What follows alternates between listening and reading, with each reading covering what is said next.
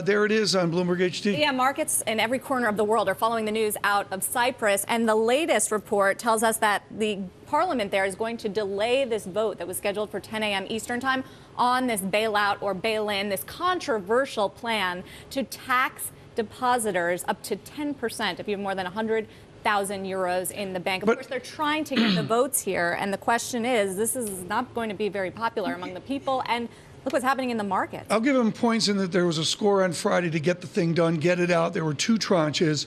You got to believe, Sarah, we're going to go to 3 or 4 or 5 tranches where the truly impoverished of Cyprus maybe don't take a haircut.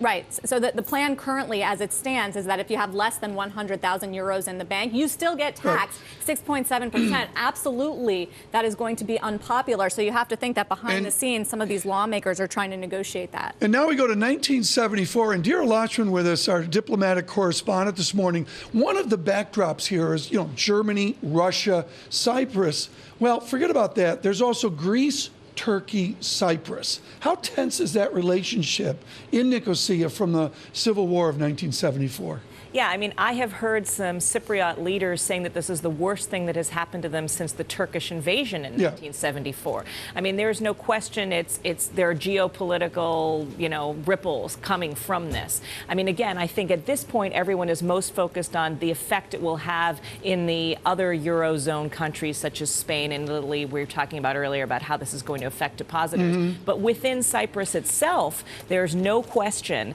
that this is the biggest crisis they've seen in almost 40 years. And then to tie this into diplomacy, the British, back from the Suez Canal from 1,000,000 years ago, I'm thinking the Napoleonic War, and I flunked this as my sophomore year in high school, but they have 2 bases on the southern side of Cyprus, don't they? Where this weekend they said they would cover British soldiers. Would cover British soldiers who are also going to be affected by this. There are a few thousand Britons whose accounts will be affected by this, and the British government has said, don't worry, we'll bail you out, we'll cover what you're losing. But, I mean, that's an incredible thing that's happening. And is it going to mean that other countries are going to have to bail out?